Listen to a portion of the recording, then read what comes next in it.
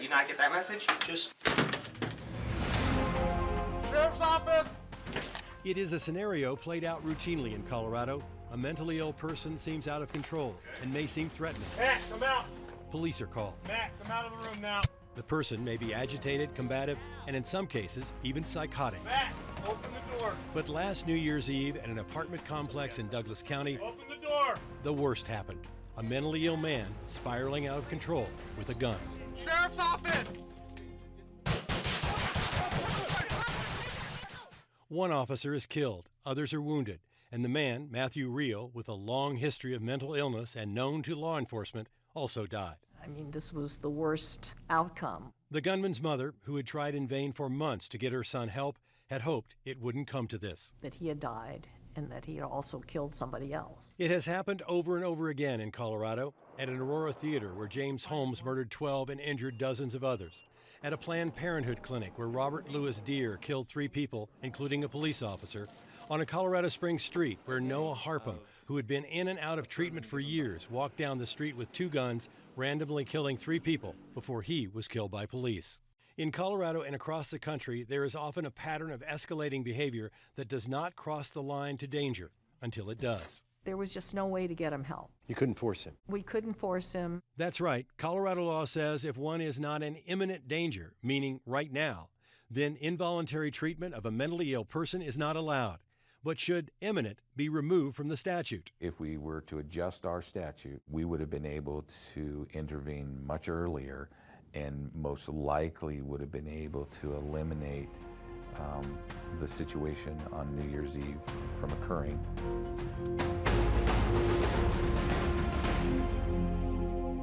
Good evening. I'm John Ferrugia. Welcome to Insight. The recent mass murders at a Florida high school covered by media across the country again brought the nation's attention to concerns about mentally ill persons who have access to guns.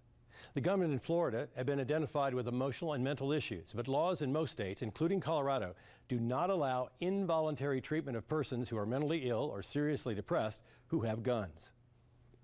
Some families, including those whose mentally ill adult children have committed murder, say Colorado's imminent danger standard is simply too high, preventing needed intervention. We begin with an exclusive interview with the mother of Matthew Riehl, the mentally ill gunman who murdered a Douglas County Sheriff's deputy on New Year's Eve in 2017.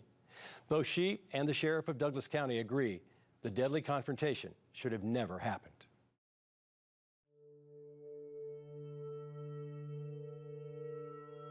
He did very well in school. He graduated from CU Denver, magna cum laude.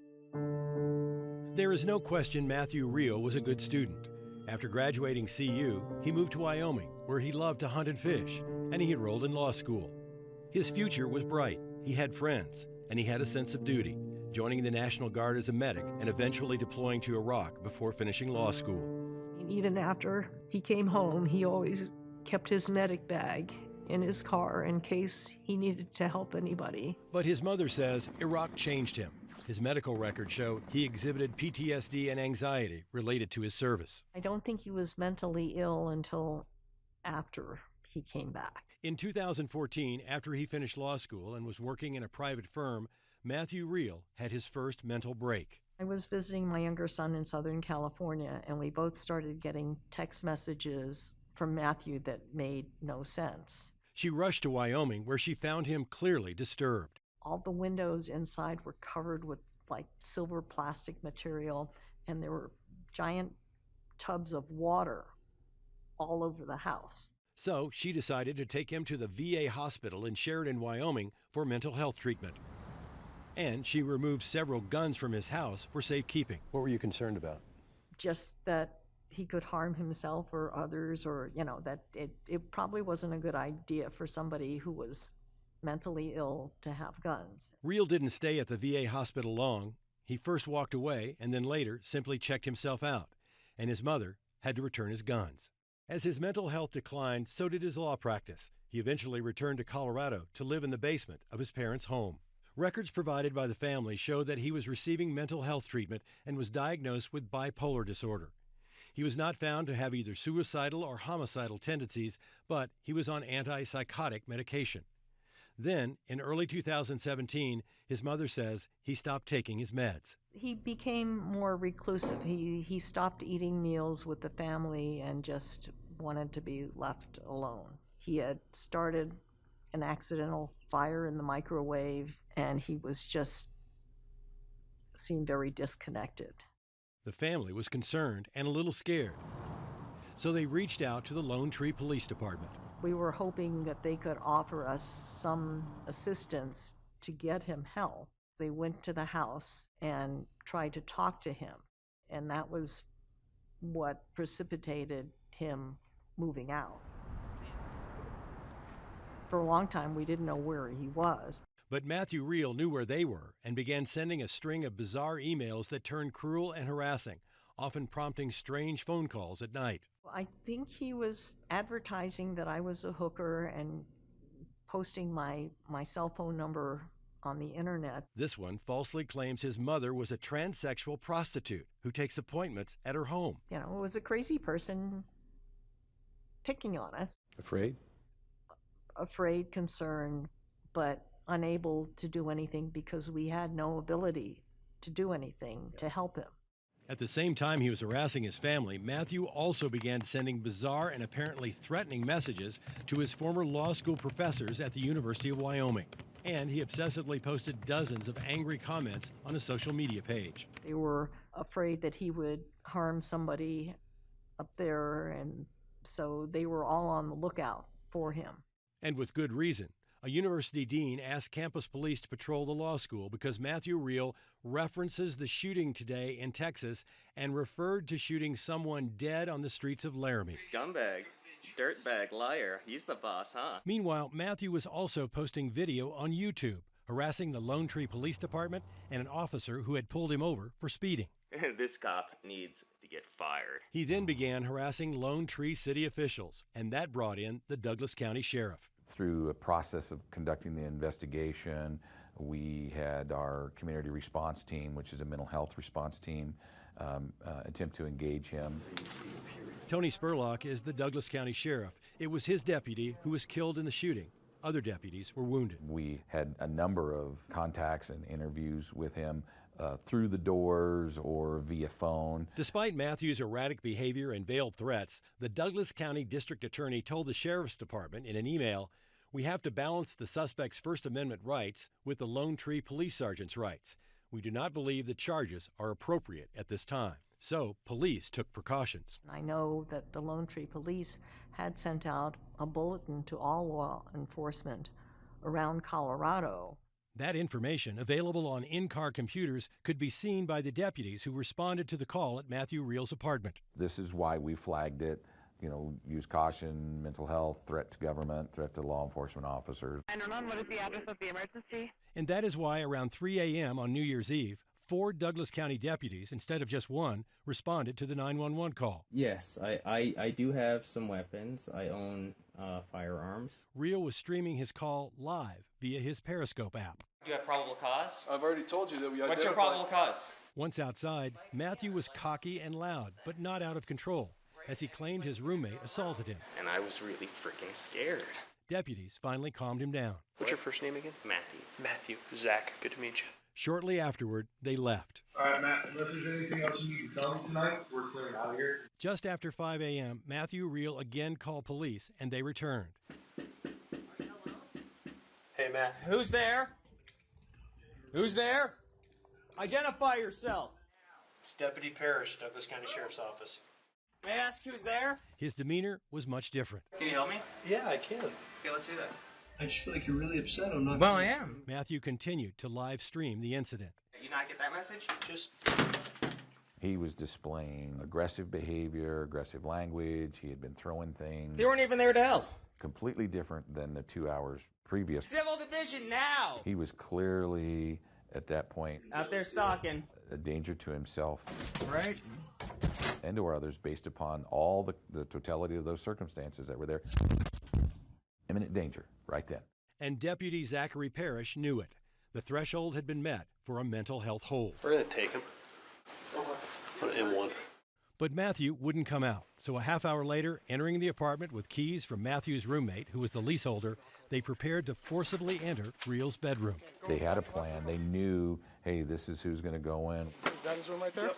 We have to breach this door now because he has put stuff up against it. And the sheriff says once it was determined he had guns and that he was a threat to himself and surrounding apartments. You have to go in there and disrupt the situation to really protect that danger to others.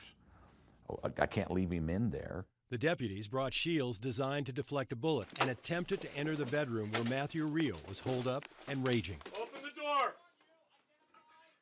Sheriff's office!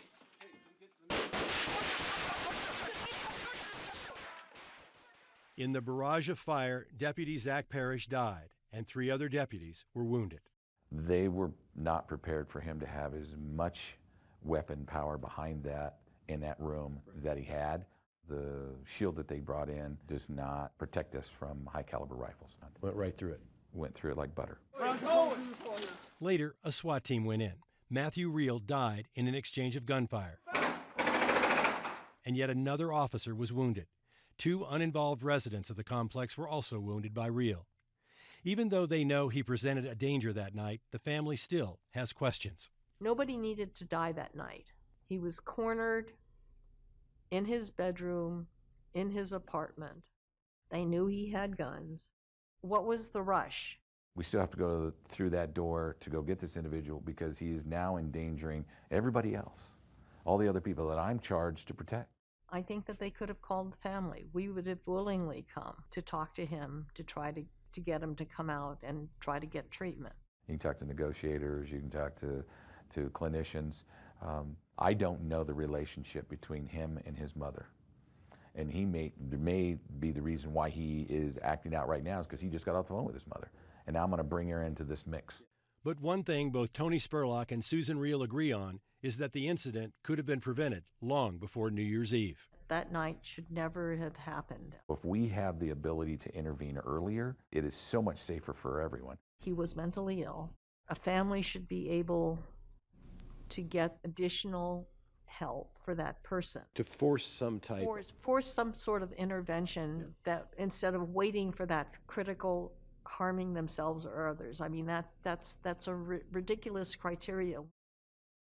The Riehl family, many in law enforcement, the state public defender, and some prosecutors say the imminent danger standard is simply too high a bar. Well, I think that if we were to adjust our statute, we would have been able to intervene much earlier and most likely would have been able to eliminate the situation on New Year's Eve from occurring. Why don't we have civil or criminal remedies to at least do safekeeping for a period of time on these firearms so we know we have people in crisis? Boulder County Sheriff Joe Pelly's son, Jeff Pelly, is a Douglas County deputy. Where you at? In the chest. Okay.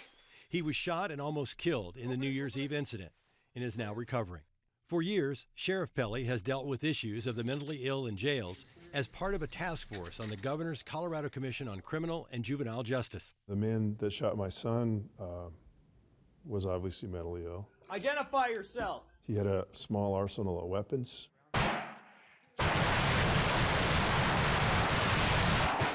And we are in a place as the police and as a community where we can't do anything else about it until he snaps, until something bad happens. That's not good public policy, right? Public policy in other states allows the family of a mentally ill person or law enforcement to petition a judge to force involuntary treatment and to store any weapons for safekeeping. They are called red flag laws. They are now in place in 9 states. About 20 other states and the District of Columbia are now considering such statutes. And the Colorado legislature is also exploring such a law. If there are sufficient warning signs, we can now get a gun violence restraining order. We don't have to wait for another crime to occur. Mara Elliott is city attorney of San Diego. There have been 19 successful petitions in her city for involuntary treatment of mentally ill persons who were deemed to show a pattern of threat or concern who had access to guns. It's a measure to keep that person safe and people around that person safe and allow them the opportunity to get help. And she says there are safeguards built in to protect the rights of the mentally ill, including a hearing within 21 days of the petition to the court. Neither police, the city attorney, nor the family make the final decision. We need to prove to the satisfaction of a judge that there is a legitimate concern here that somebody is going to be a threat to themselves or to someone else. We're worried about lives here. So we have that burden of proof. On the flip side of it, the gun owner also has an opportunity to come to the court and tell their side of the story, to put their conduct into context. We need that red flag law. You need a lower statutory threshold. We need a change in the statute to save lives. Our research shows that this is an issue that affects tens of thousands of Coloradans that we know about. In 2017, statewide, 34,682 persons were deemed a threat to themselves or others. That's right, more than 34,000 people were placed on mental health holds in Colorado. And look at the numbers over the past 10 years. Over the decade, there has been an increase of 300%. That's incredible. For Governor John Hickenlooper, that is one more reason to support a red flag law in Colorado. 3/4 of our gun deaths in Colorado are suicides, right? So the families right now oftentimes don't have any resource by which to separate their child or their loved one from the firearms by which they would either cause harm to themselves or others. In a state like Colorado, where we have a higher percentage of our people own guns, we should have a greater sense of urgency. I oppose removing the word imminent. Republican State Senator Kevin Lundberg voted against a red flag law in 2014 that would have removed the imminent danger standard for involuntary care. It failed because of concerns by both Republicans and Democrats about the rights of the mentally ill. How about if we add some additional guardrails, some specificity, where if somebody maybe hits 4 or 5 markers of real problems, that could supersede the imminent term. But to simply remove it, it just opens it up too broadly. But addressing the nexus of mental illness and guns goes much further than red flag laws. For the past 6 years, Bob and Arlene Holmes have been trying to learn and understand everything they can about violence and mental illness and how to address it. They come to this eclectic garden dedicated to crime victims in Southern California near their home, where they remember and pray for those who their son, James Holmes, murdered and maimed. I think it's sort of what we are now. We're parents of a mass murder, and it was a very bad crime, and he hurt a lot of people. We search for answers still night and day. We've had people say to us, we thought these mass murderers must come from abused homes, but we know you and you never abuse. We don't fit people's picture of what the parents of a mass murder is. And so people are, I hope, getting more educated on serious, severe mental illness, and that needs to be more done about detection at an early age. Both say, as parents, they simply did not see or interpret clear warning signs when he was in high school and early in college that James Holmes was receding into mental illness. Schizophrenia is like a robber. You start to notice that he's pulling back, staying alone much more, not talking very much. So when he was diagnosed later with schizophrenia or some of the other diagnoses along the schizophrenia spectrum, we learned that this gradual decline in interaction and in talking, speech, were hallmarks of this disease, this mental illness. People say to me, well, the things you're describing are teenagerhood. I can only sum it up in a sentence and say, it doesn't go away, it doesn't get better. And it did not go away for our son. I'm very introverted, I'm not a particularly good communicator. And so when he showed that particular behavior, I wasn't really surprised or particularly alarmed. So they say when a psychiatrist at CU, where he was studying, called them about a month before the shooting to tell them she was treating James, they thought it was a positive step. I was reassured. He's seeing somebody for social anxiety, and he's going to keep seeing her, and this is a good thing. But Arlene was horrified when she later found out the psychiatrist never told them that James Holmes was having homicidal thoughts and talking about killing a lot of people. He was an adult, entitled by law to his privacy. Do you think if you were given that information, do you think this would have happened? We could fly back there and ensure that he was hospitalized. You're asking such a hypothetical. Who can say 100% that us could have prevented it? But we sure as hell would have tried. And you think fear of HIPAA may have prevented that? Yes. She didn't tell us what we needed to know. HIPAA is the federal law that safeguards medical information. It was updated in 2016 to allow what is called compassionate communication, so that families can be notified of information that might help care for their loved one. Even so, Arlene Holmes says one of her goals is to help educate doctors who are afraid of being sued. I think providers have to be specifically educated in when they're not tromping on HIPAA and tromping on civil rights, and when they are revealing information for the good of the patient so that they don't live in fear of litigation. It's crucial information. If your son wants to shoot people, kill people. The Holmes are also trying to support more early identification of mental issues by school teachers, counselors, and administrators. They may see things that the parents do not, because that is when a kid is around a lot of other people. One of Arlene's missions, I think, is to sort of increase awareness among teachers that they may see things, and they might be sort of a first line of defense to sort of highlight that, oh, we think something may be going on here. Do you blame yourselves for not knowing? Yes. Yeah. We're his parents. We should have known if anybody would, so no, we didn't. Yeah, we do. Their son's in prison for the rest of his life, and and we still have to live our lives, and so do they. And so, part of me feels for them being put in that position, that spotlight, because of something that your son did. Marcus Weaver was shot and seriously wounded by James Holmes, and Weaver's friend, Rebecca Wingo, was murdered. He is now an activist for preventing gun violence and says more has to be done to keep weapons from the mentally unstable. Having a red flag law in Colorado would definitely thwart a lot of these mass shootings, and also thwart people who have guns who necessarily shouldn't have them. Do you blame the Holmes for what their son did?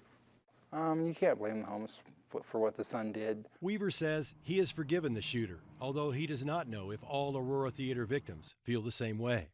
You can't know everything about your kids, and they weren't living in the same state. They did checks, and they did everything they possibly could from a distance. So you can't really blame them. It's our fault for not being educated. If you're going to have a baby, you need to understand mental health, and you need to start looking for things and making sure that your kid has no mental health issues.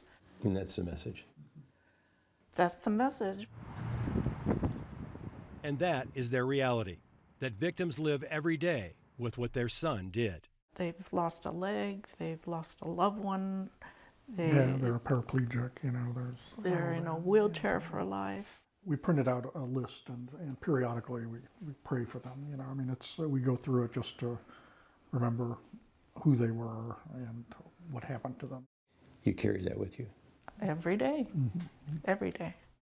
Mental illness, it just seems like it's just a big puzzle that I don't think we as a country have addressed. Like many parents whose mentally ill adult children have committed murder, Susan Riehl feels guilt, but mostly helplessness. He knew the law, and he never did anything to cross the line that would make it possible for us to get him help. I don't blame the family. I mean, the family cooperated with us, and I think that they reached out to both Wyoming and to Lone Tree and to Douglas County and said, hey, these are the things that we know about our son, and their hands were tied as well. In some sense, it was relief that at least this chapter was over. As you're saying that, I can see that's a very hard thing for you to come to grips with, that you're actually relieved that your son died. Well, my family thinks that I'm really horrible when I say that, but I'm not worried about him anymore. I know where he is, and I know that he's safe. He's finally safe. Even if he's dead, he's not suffering anymore. I mean, he wasn't the Matthew we knew after a certain point in time. Do you believe if you had a red flag law prior to this incident that both your deputy and Matthew Riehl might be alive today? I do, because I think if we had it, we would have taken him into custody when he was threatening the Lone Tree Police Sergeant. And if we didn't have it, we could have intervened then we could have done a lot of different things that we weren't allowed to do based upon the law. This is an issue that crosses both ideological and party lines. The National Rifle Association supports red flag laws, while the National ACLU is opposed because of concerns about civil rights. Meanwhile, the Colorado legislature is still wrestling with the issue, trying to determine whether there should be a change in state law. That's our insight for tonight. I'm John Ferrugia. Thanks for joining us. Good night.